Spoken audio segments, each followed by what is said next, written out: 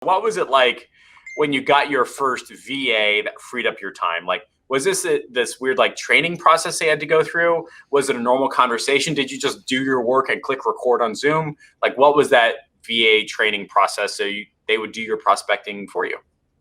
Yeah, so at first they came fully trained from Ravi to be able to do the prospecting. So she was handling the prospecting, and then for the next like 2 or 3 months, I would just record my entire systems, like account management. Whenever we send out a form, via JotForm. A JotForm triggers a Zap and Yep. triggers like this, that, and the other, and then we have Asana task like laid out, and each task there's a video of like exactly what you need to do, and here's access to LastPass to be able to access this, that, and the other.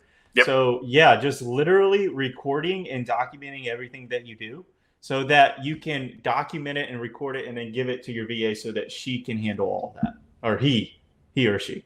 Right. You know what's funny is that like the interaction I have with my VA, her name is Jean. Everybody knows in the group. She intros everybody. I think I spend less time with Jean than anybody else in the world, and she probably does more things for me than anybody else in the world. Right. Like every morning she wakes up and she goes into the Slack channel and she's like, "Hey, I'm waking up. I'm logging in. Here's the things I'm working on." And I'm like, "Oh, okay. Oh, that's thank you." Right? Totally, Right. totally forgot you're doing that. And I'm like, "Oh my God, Jean, this is amazing." Like I don't thank her enough because like she is removing things from my plate, and it's really really hard to be the master of the universe. It's really really hard to have spinning plates without spinning plate disease. If someone likes too many things and one falls, they all fall. And it's really really hard to have a business without people being employed. And it was hard for my brain because I had a negative relationship with being employed. Like I was fired 3 times in 9 months. I saw 1,000 people crying. They couldn't pay their mortgages. They bust them out like full on, like the company laid off like 20% of its workforce in like 3 months, or sorry, in like a couple months. And like I hated the idea of another mouth to feed. But once I got over that, rocket ship straight through the group. Like this group wouldn't be around if it weren't for me like getting off my high horse and hiring people. I couldn't be able to serve you inside of the IC if I didn't like hire people. You couldn't employ your customers, or you couldn't take care of your customers if you didn't hire people, right? So like if I understand correctly, the number one thing that took you from 20K a month to nearly 50K a month, or you broke 50K a month, that was simply hiring someone to do part of your work for you, right? Exactly. So that I can take on more appointments and I could do more sales calls, right? Beautiful. The money that you bring in as an agency owner is directly affected by how many offers you are giving each and every single day. Yep. Right. The more people, and I've come to realize this, and not only just like offers you're giving people, but the more people you can talk to. Yep. Right. You're not going to sell a $500, $1,500, $2,000 package over the internet. I mean, you could. Some people, I know of some people doing it through text messages and email, but usually you're going to be on the phone with someone trying to pitch and close them on a deal, right? Yep. So the more people that I can talk to, the better my business is going to be.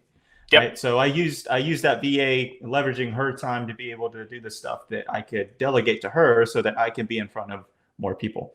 And then now my next step is to hire a salesperson, eventually removing myself from the business. Yep. And then you just get striped screenshots and you're like, how did this happen?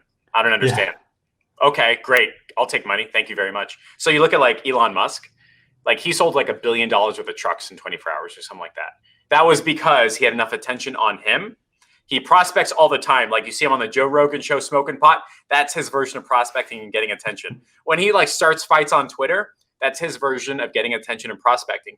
And when he does his annual thing and he says, hey guys, I've got this $60,000 offer. Would you like to pay me money?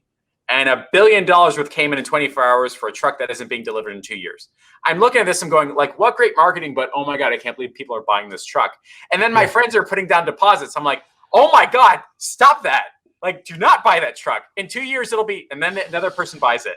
And then another, I'm like, oh my God, what is wrong with you people? But you're 100% right.